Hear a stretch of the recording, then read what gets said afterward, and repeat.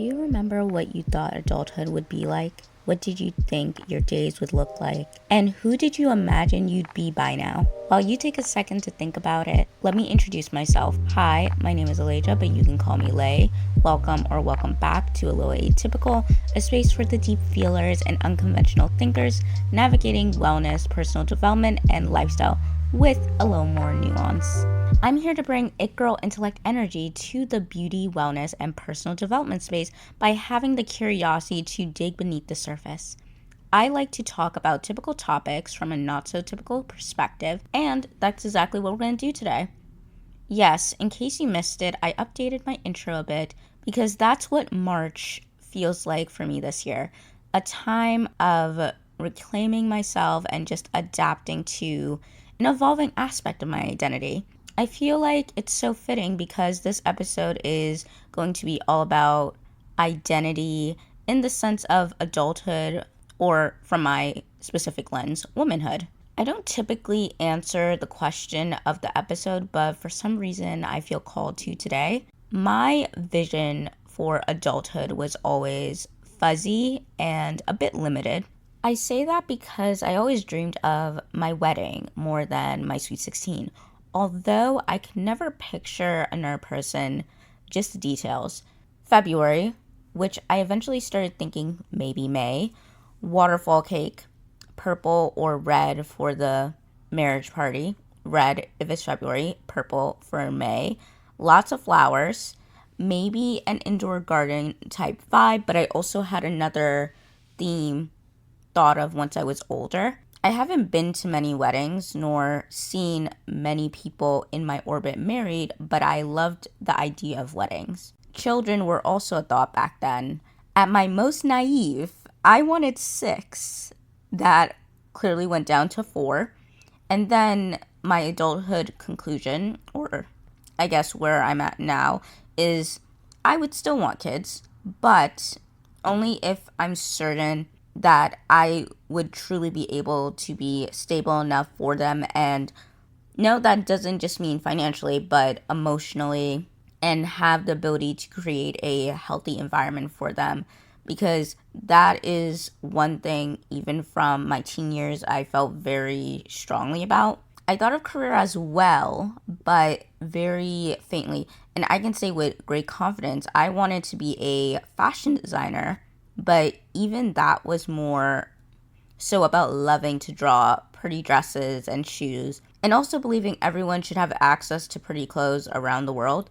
And I have a book of mine and my second grade classmates' dream jobs to back this up. But anyways, after discovering the more hands-on part wasn't for me, I kind of just chose something. In my head, it had to be something to do with writing because it was something I enjoyed collaborating with my internet friend with.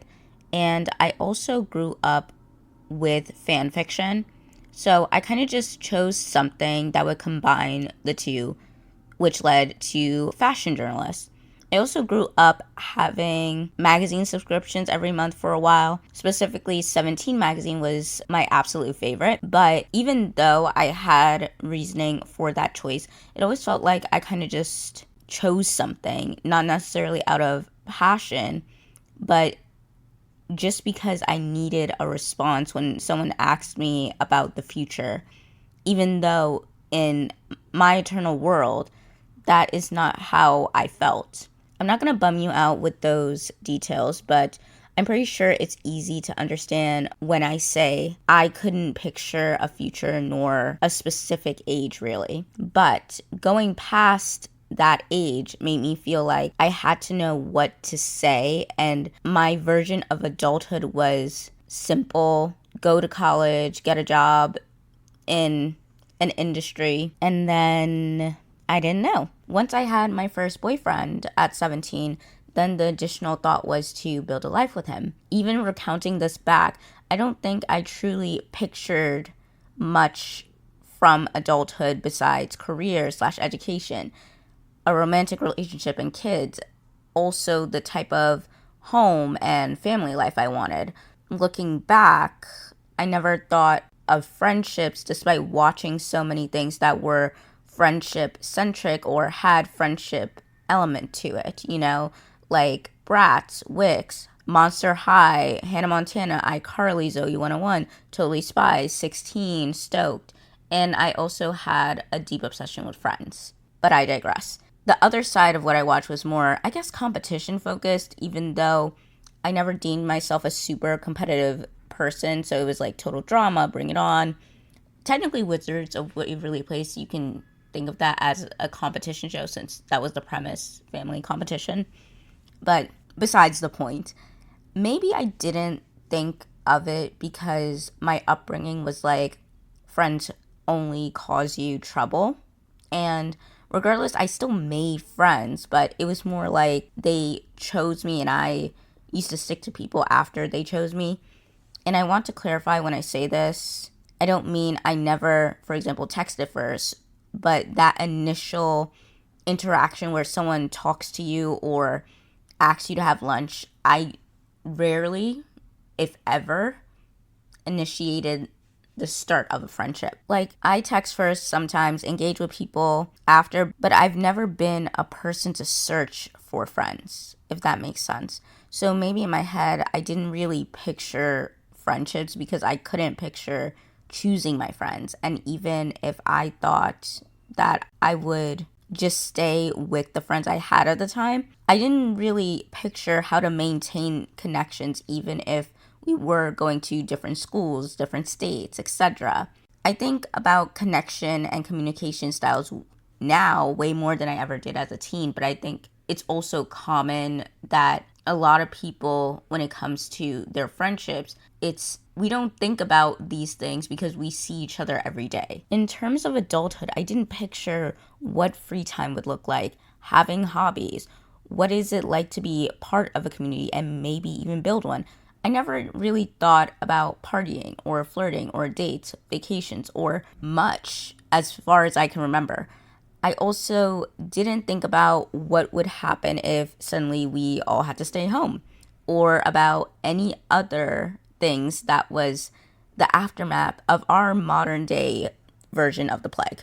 Obviously, I had fears of society not learning from history in terms of events and behavior, but I think that's completely different than thinking about things that are very specific to our time. And I'm saying all these things because whether you had a specific vision for adulthood or had bits and pieces, concepts of adulthood, revisions most likely had to be made. Actually, the title of this episode was inspired by a post on Substack called The Adulthood We Were Promised. I didn't get to complete it, but essentially it was about illustrations of womanhood. The author referenced things like My Scene, Elle magazine, and the type of things that were shown from dance floors, city lights, being dressed to the nines for the night. And despite me viewing those things, playing with those things, engaging with them, when it came to my vision for adulthood and womanhood, those still weren't in my vision. I don't know if I saw those things as fantasy or if other people saw those things as a blueprint for what life could be once being at an age where they are no longer required for schooling. But it led me to think so much. I talked about my reasoning last episode, but going from late blooming to the topic of womanhood, or if you want to use the more neutral term adulthood, felt so aligned to me because those topics really do go hand in hand. February is a month centered on love, whether for others or the self. And I think one of the biggest reasons we act opposing to that concept is perceived timelines. When you start living by a timeline you think you're supposed to be on, it breeds comparison, jealousy, unhealthy competition, combative behavior, isolation, bitterness, and misery. So my goal for February was to diffuse that through the content I created. I'm not sure if the execution was exactly what I imagined, mostly because I had so much I wanted to talk about and so many perspectives I wanted to explore, but I hope the overall message was clear. And now for March, I'm trying to be more mindful about how much I put into an episode so I can stay focused and take into account how much energy I really have. February had me on the edge of burnout, and with March having a bit more going on and other things I need to focus on in addition to creating, I just want to be realistic about the exploration of my ideas. So for this topic, I went looking for what's already out there about womanhood. And honestly, it was really limiting. Not in there's nothing out there type way, but wow, this is essentially putting people in a box. A lot of what I found felt like it was trying to shrink womanhood down into a few storylines and a few aesthetics. Like there is a right way, quote unquote, right way to be a woman, and essentially a quote unquote right way to have a timeline, a quote unquote right set of milestones to prove that you're doing life correctly. And the options start to sound like the same handful of themes, you know? So it's like be a biblical woman, be ultra feminine, learn how to quote unquote add value to yourself as a woman, collect the habits you're supposed to have as a woman. And listen, I get it. Every piece of content has an intended audience. It is one of the first things you learn in business school. And people are looking for different things for different reasons. I can even give the habits conversation a little more grace because I'm genuinely interested in human behavior. But as a whole, the content still feels limited. A lot of it is more about instructions than discovery. It's giving, here are the directions, follow them. Don't ask too many questions. And I guess that works if someone doesn't want to think for themselves and just want to copy and paste.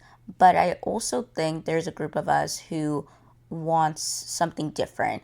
People who want to figure out what this chapter of life means for them.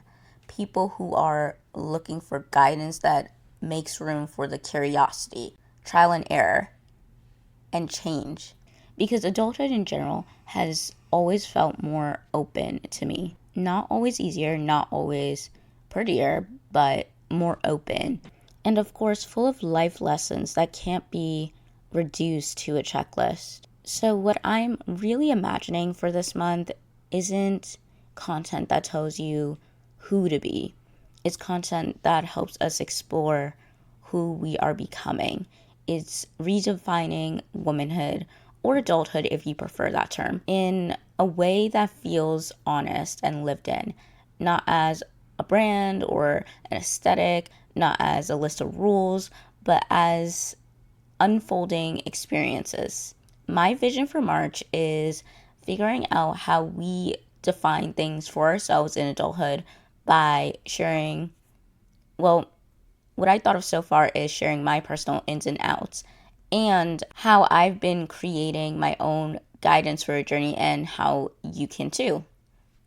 Because I think there is a lot of information out there that's basically a blueprint for how to be, and not enough that makes room for exploration, curiosity, and the parts of the story that's still unfolding. And I'll be talking about all of this from a woman's lens with the mindset that we can draw inspiration from other people without copying and pasting their lives. It feels like a disservice to ourselves and to everyone's unique perspective, unique journeys to confine adulthood to other people's bias. You know, I want this to feel like permission to explore, to see what's possible, to see what's human. And for this month, I wanted to do a little bit of a journal prep because I want to give you a way to hold the ideas, not in a perfect, overly aesthetic journal, more like a place to be honest, to track what's changing, and to make space for the discovery. So some things I came up with was, first, set up your journal like a little home base. So, a few ways to set up for this theme of the month. You can choose what fits and, leave the rest. But the first thing is a reflection questions page. So, a simple page with questions you want to respond to eventually. Like there's no pressure to respond in writing it like just at that moment, but just let it be something you can return to when you're ready.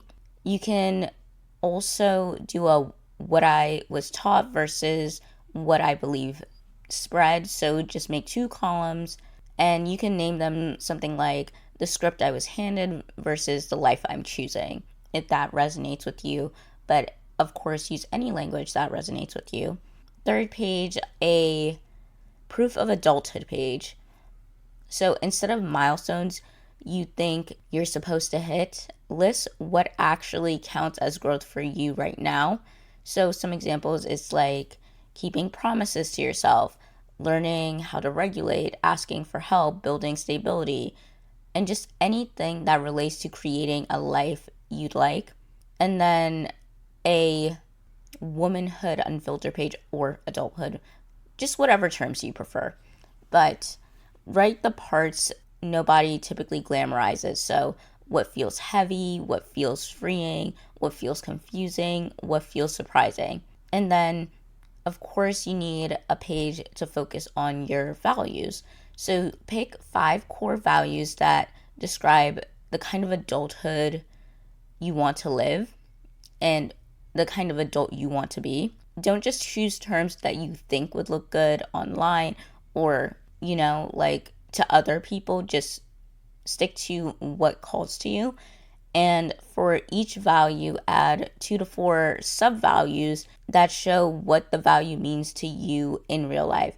And then write, what would this value look like in my real life this week? And you can create like a tiny specific example per value. Second to last, a trigger page, which is basically a simple way to map what this month brings up for you. So, what makes you spiral, what makes you feel safe, what makes you feel seen, what makes me feel like I'm pretending. Like, have that in mind when designing that page. And you can structure it in a way that makes sense. But me personally, I would do a mind map. And last but not least, of course, we need to end off with a monthly check-in. So some things you can include on this page is like, what am I learning about myself? Where do I feel behind? Where do I feel proud? What do I need to do more of? What do I need to do less of? And of course, I did promise to try to list out some reflection questions for each month. So for this month, I just chose 5 questions to ask. And of course, you can answer them multiple times, answer them in voice notes if it's easier. But here we go. What parts of that dream came true? And what parts feel like they were sold to you by family, school, media, or just social expectations? Question 2. When did you first realize adulthood wasn't going to look like the script you were quote unquote handed? Question 3. What has surprised you most about becoming an adult? Your relationships, your money, your mental health, your identity. What are you still trying to earn from adulthood? Proof, permission, safety, love, and what would you change if you stopped trying to earn it? If nobody was watching or judging, what would your version of adulthood look like from here? And a tiny optional March reset practice if you want to do something small and consistent. If any of these ideas are too overwhelming, you can pick a word for March. You can write 1 sentence a day, and it could be something like, today, womanhood/adulthood felt like. And you can also try once a week to write, the script I'm releasing is blank. The truth I'm practicing is blank, if that is a lot more manageable. So honestly, I've been working on this episode since the full moon in Virgo. And honestly, the days after felt like a kind of quiet truth-telling season for me. And because this full moon hits a lunar eclipse, it doesn't just feel like a, light moment. It feels like a spotlight. Like life is asking what's real, what's been working, what's been quietly falling apart behind the scenes. And the thing is, Virgo energy is loud about the day to day stuff we try to ignore until it's unignorable. Your habits, your health, your routines, your work, your boundaries, your systems, and of course, your standards. Eclipse tend to bring things to a head. Like you can't keep carrying the same patterns and calling it normal. So if you've been feeling emotionally tender and, low key fed up, if you've been realizing that you can't quote unquote mindset your way out of burnout, if your body has been reminding you that you need rest, if your work life has been forcing you to reassess what you're actually available for, honestly, it makes so much sense. And that's exactly why this month's theme matters so much, because a lot of us walked into adulthood with expectations, or at least hope. We thought we'd feel more settled, more sure, more like ourselves. And when it doesn't match the vision we were sold, it can start to feel like we missed something, or like we're behind, or that we need to fix ourselves into the right version, or what would even a right version in the type of world we're living in look like, if I'm being honest. But I want to name something gently. Just because adulthood didn't align with your expectations doesn't mean it can't eventually exceed them. And I hope that doesn't sound too woo woo, overly optimistic, positive, but the idea of talking about all this isn't perfectionism, it isn't pressure, it isn't a deadline to glow up.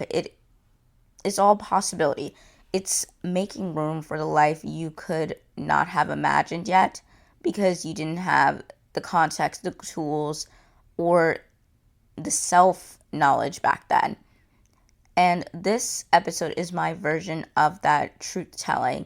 It's me looking at all the things I was told about life, about adulthood, about womanhood, and realizing some of it just isn't mine. Some of it never fit. Some of it made me chase approval and performance instead of peace and alignment. And by the time this goes up, we should be in a releasing phase. So consider this your reminder that you don't have to cling to old versions of you just because they're familiar, especially not the version of you that survived just by being what society deems as good, as being easy, as being productive, as being put together, as being as palatable as possible.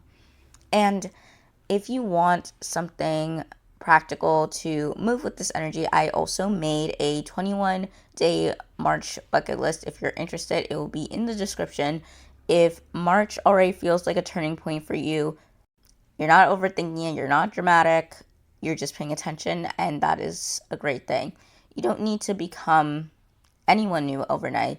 You don't need to perform having it all together to be worthy of your own love and your own future. Overall, this month, let it be enough to be honest. Let it be enough to be curious. Let it be enough to choose yourself in small ways, specific ways. And just a quick personal update, health is still a big focus for me right now. So is learning how to stay connected to other people in a real way. And I don't have a lot of updates beyond that, but I just wanted to be honest about the way life is going right now. And if no one told you lately, you're allowed to redefine womanhood, adulthood in a way that actually fits your life. Not the version that gets you the most likes, the most validation, just a version that feels like you. And to close this episode, I'm still ending with a self-care oracle deck pull. Just a little boost of inspiration for anyone who needs it. So as per usual, if card pulls aren't your thing and this is where you usually click off, thank you for listening and be sure to come back next week.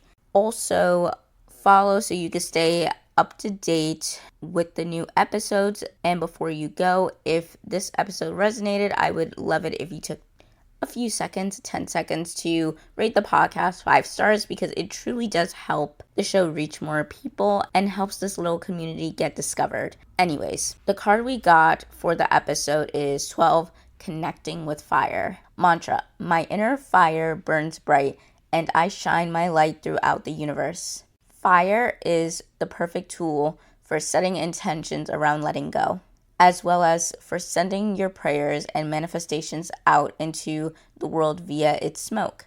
Fire is one of the 5 classical elements, along with earth, air, water, and ether.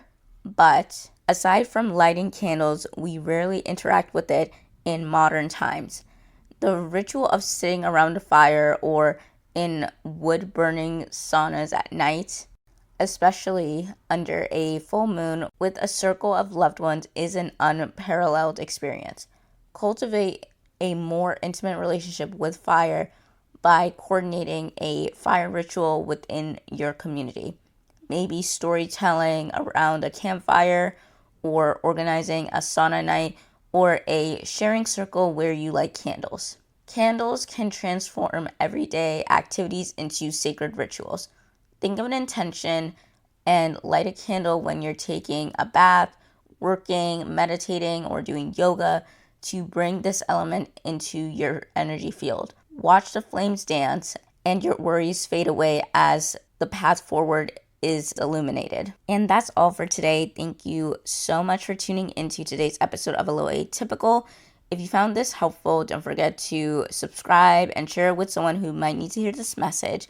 Remember, view the description box where you can find important links such as the one to my website, where there's so much more bonus content.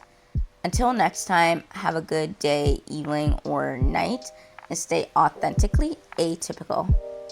Okay, bye.